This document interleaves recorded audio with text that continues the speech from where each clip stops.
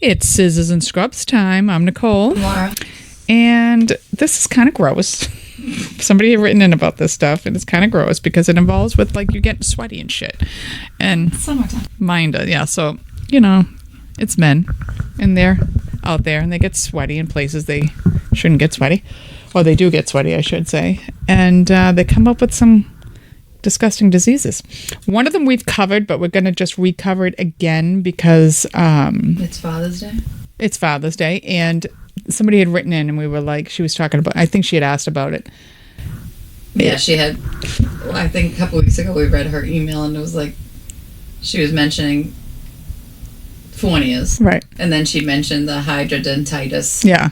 That I'm covering, and we were like, oh yeah, we didn't do that. So All right, I'll give a quick on Fournier's because we have covered it before. It's disgusting, and as I've mentioned in the past, Laura loves to be charging us and give me a good Fournier's gangrene. Fournier's gangrene is something, as I've said before, you can smell it coming down the hallway. It's really, really gross. It's like 3 or 4 things you know the smell of. Yes, it's Fournier's is one of them. And when I think of Fournier's, I think of dirty, filthy acrylics, neurohead rolls, whatever you guys call them in your facility. Like, it's a packing that they do on them. And it makes me think of that, and just wrapped around the little testes and shit. It's gross. It's just gross. All right. So it is a rare, life-threatening bacterial infection of your genitals or surrounding genital area. It's a type of necrotizing fasciitis that worsens quickly and requires emergency care. If you don't know what necrotizing fasciitis is, it's that flesh-eating bacteria. So when bacteria enter your genitals or genital area, they infect your hypodermis, your sub-Q, and the muscle and the fascia. There's also arteries and stuff, and it will bring it systemic. Now you become septic, and then you go. All right. So Fournier's gangrene is rare. It's fewer than 2 out of 100,000 males will get Fournier's gangrene. It's even less common in females. What did you just say? 2 out of? 2 out of 100,000 males. How do we see them all? Because it's bad. Wow. I know. I feel like it has to be more common.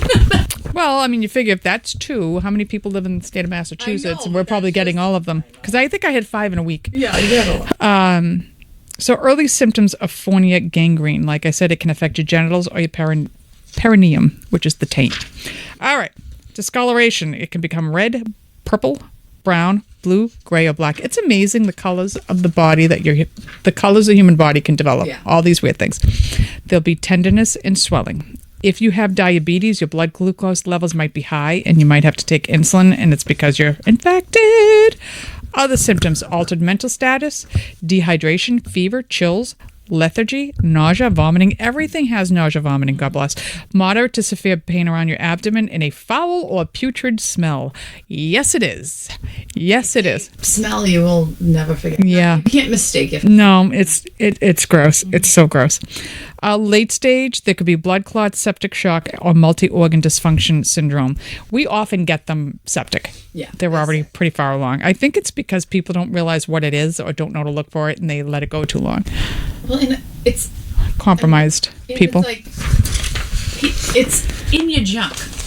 You know, so people get embarrassed. Like, Yes, like, yeah. Oh, I have a rash. Yeah, Or, I have a this pimple. is purple, or like, let me see if it gets better. Or, Yeah. and I think they get embarrassed, and then It's bad. goes fast. It's bad.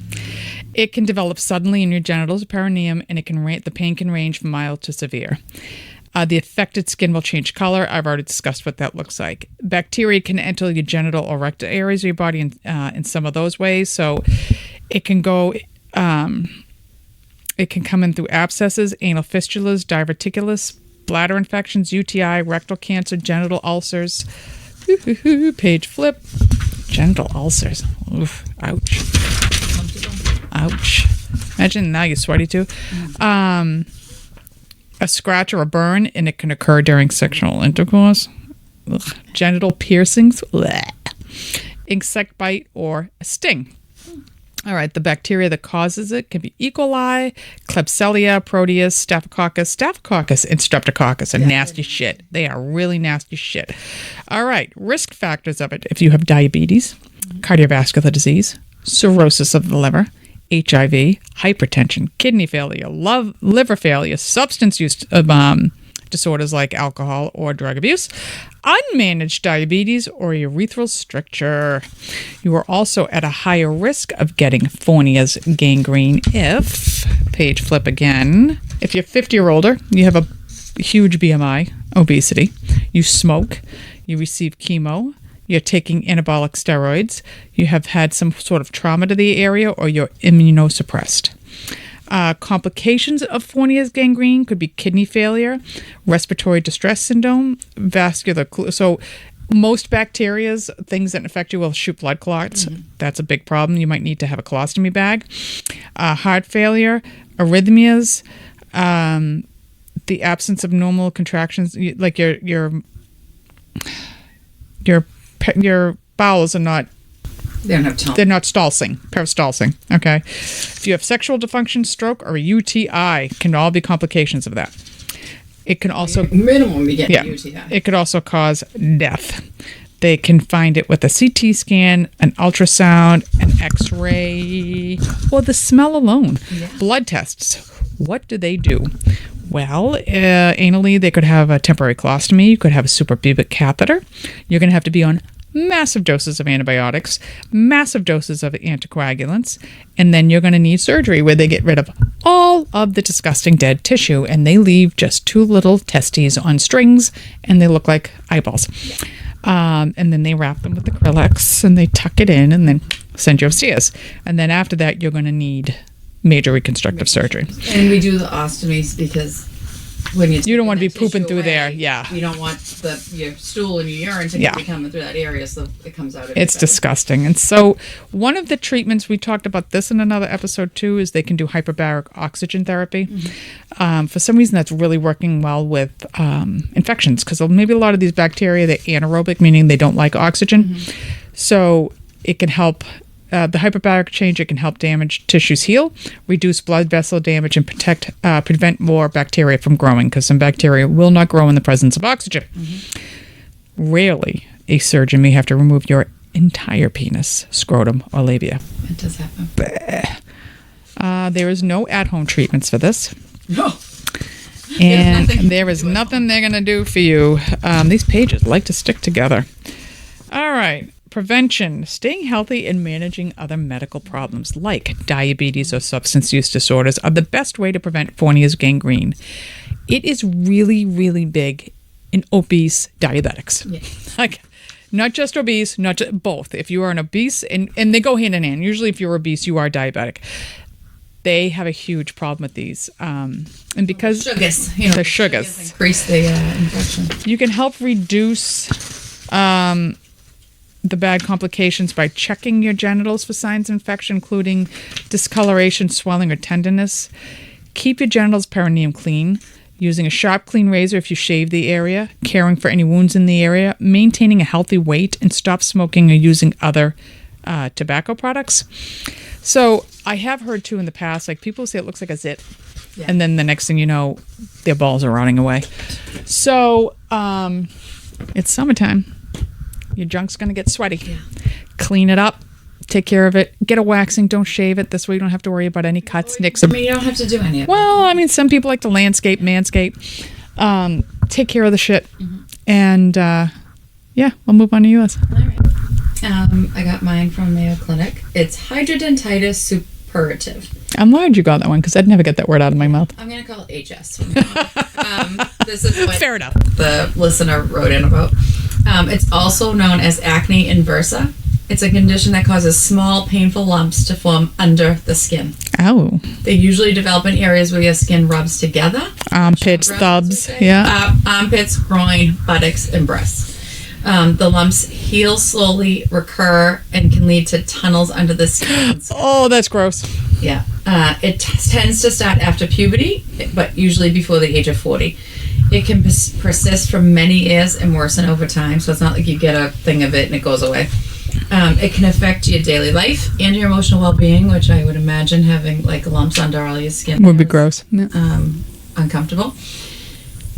It can be managed medically and surgically, and it helps manage the disease and prevent further complications. Women are 3 times more likely to develop it. though it can differ. That ratio differs like throughout the world. Black people are more likely to develop this disease than other races, and that could be attributed to genetic factors. Symptoms of HS, they can affect one or several areas of the body. Blackheads. Ugh. Blackheads appear in small pitted areas of the skin, often appearing in pairs. Oh, they come with friends. Painful pea-sized lumps. It usually starts with a single painful lump under the skin that persists for weeks or months, and then more bumps may form. I would be later. convinced I had cancer. 100%. I have a lump. I have cancer. That's it. I'm dying. More bumps can form later, usually in the areas where you have more sweat and oil glands, or you get chub rub. Not chub rub. You can have leaking bumps and sores. Ugh. Some bumps That's or attractive. sores get bigger, break open, and drain pus with an odor. Oh, that would be Yeah, so horrifying. this is why emotional well-being with this disease. Oh, this would be horrifying. And then over time, tunnels may form under the skin, which connect the lumps, Oh, and these heal very slowly. it's like an ant farm under your armpit. If at all. If they heal at all, they heal slowly, and they drain blood and pus. Oh, that's pretty. Yeah. Some people only have mild symptoms, like Oh, that they would be just might so have a couple gross. bumps Yeah. on the skin, and then some have these tunnels that open and weep. Weep. I don't want anything weeping on me. Excess weight and being a smoker are associated with worse symptoms. People who are thin and don't smoke can experience severe disease, though it's not like you have to be overweight to have the This problem. severe part. Early diagnosis is key to effective treatment, so see your dermatologist if your condition is painful, if it makes movement difficult, if it doesn't improve in a few weeks, if it returns within weeks of being treated, if it appears in several locations, not just under your arm, but it's under both arms and your groin or whatever, and if it flares up often. It's not just a boil, like people like, oh, you have boils. It's not. It's a whole Boil. disease. It's such a medieval term. I know. I have boils. It develops when the hair follicles become blocked, and they don't know why these blockages occur. They think it can be connected to hormones, genetic predisposition, and cigarette smoking and excessive weight. An infection or being unclean does not cause this. So it's not. But No. I think if you saw someone's underarm with all these Weeping pus and blood. judge you and think that, but it has nothing to do with being clean. Your bum weeping pus and blood. Nope, I'm good. And it cannot be spread.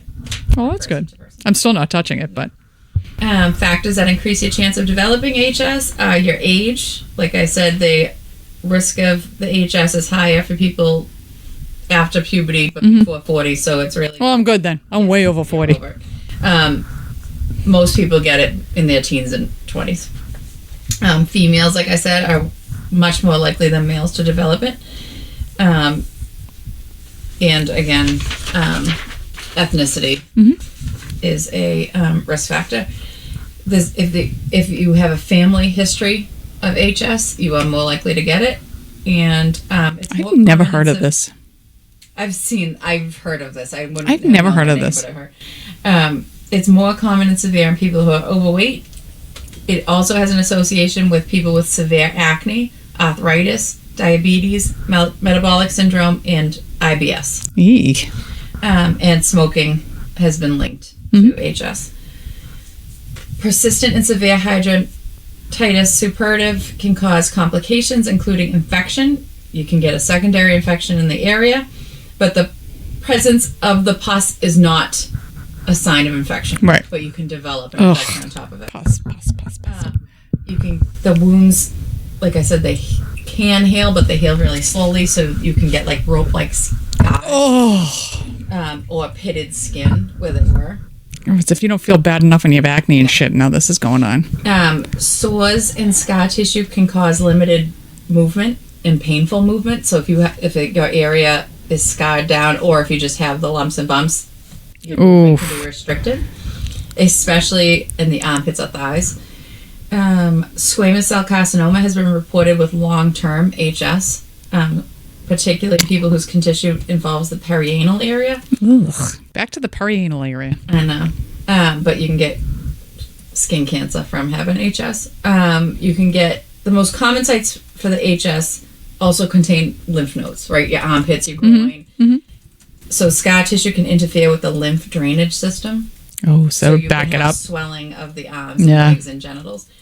And then obviously the location, drainage, and odor of the sores can cause embarrassment and reluctance to go out in public. Or wear certain clothes, so that can lead to anxiety and depression. Your t-shirt's stained in pus and blood. That'd be great. And you can have lifelong pain from this disease, and it's much worse than diseases like psoriasis. This is miserable. It's miserable.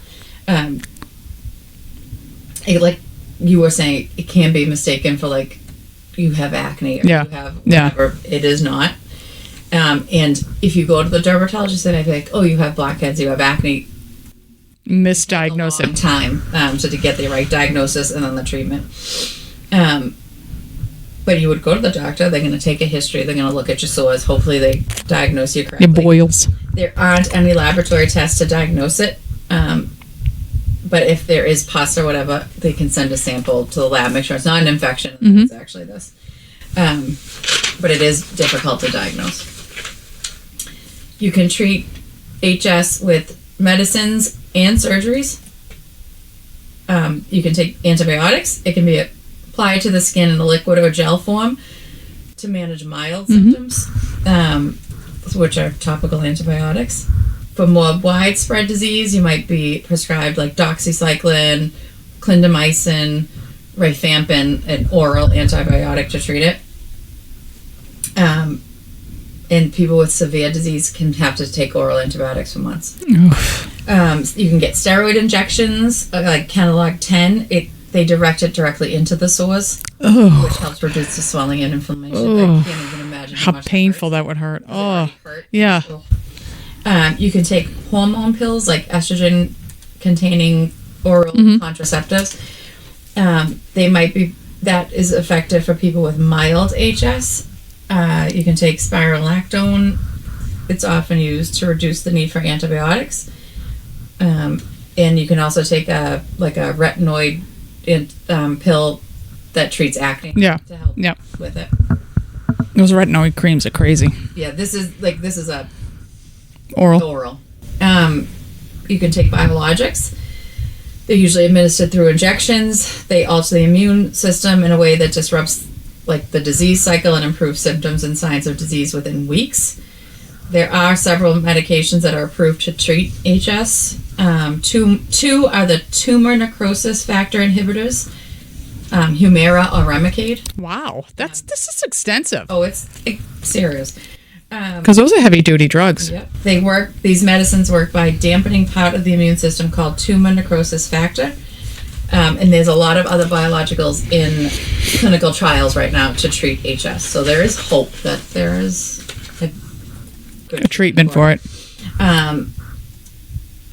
Like I said, you can take oral retinoids. You can't if you're pregnant or breastfeeding or want to become pregnant. And they can give you pain medications. Like you can take Advil and all that stuff at home, but they might also prescribe you prescription pain medications. I can't even fathom how. On your arms, like every time you move them. And then, like I said, you might need some surgery. So you can have a surgery that uncovers the tunnels. It removes the tissue to expose the tunnels under the skin. It's also known as unroofing. It's used for people with moderate or severe The roof. It usually doesn't have to be repeated because they're getting down to the tunnels, opening everything up. You can have a punch debridement. It's also called limited unroofing. It involves removing a single inflamed bump. So I guess if you had a huge bump or something, you just needed that one moved. They can use lasers on it. They can use a carbon dioxide laser to make the sores go away. That would be painful too. Yeah, I'm sure it kills. After this treatment, the sores are unlikely to return in that area.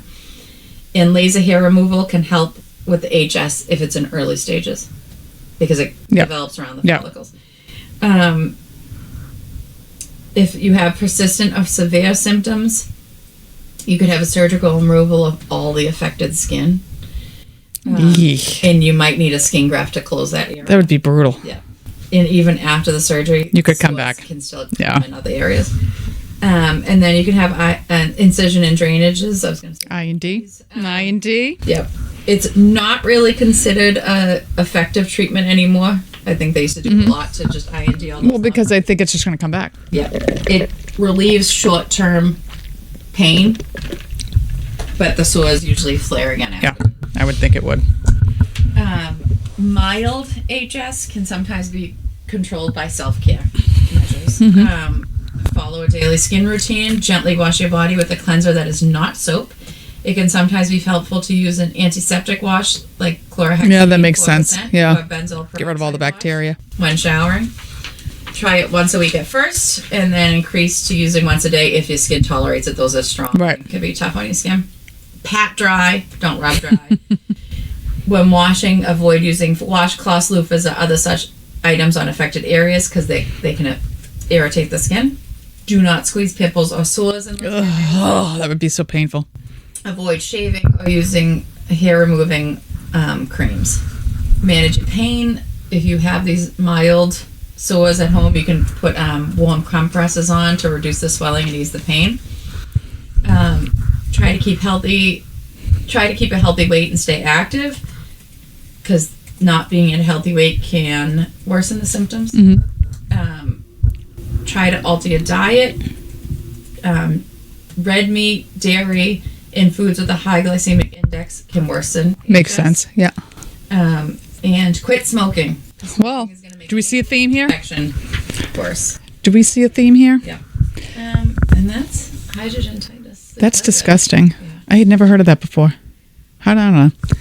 All these sweaty body diseases. It's gross. Could you imagine just like somebody and there's like blood and pus coming out from their wounds? No, I mean the poor person. 'Cause Yes. they're not gonna Your wear- self-esteem would be Oh my god. awful. And it smells. It's not even like it doesn't smell. It's Yeah.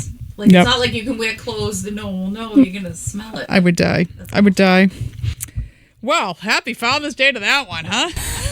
So that's another one for you for the summer series. The next one after this, I'm very excited about, and I haven't been excited about an episode in a very long time. So we're going to discuss that one. Just so everybody knows. And just so you know, I love to sink my teeth into something. Yeah. I could sink my teeth into this one. I really got excited about it. So you'll see that in the next episode. Have a good Father's Day. Don't buy him a tie. He probably has enough and nobody wears ties anymore. Happy first Father's Day. Happy first Father's Day, Jack, and happy first Grandfather's Day, Mike. And we will see you in a couple of weeks. Bye. Bye.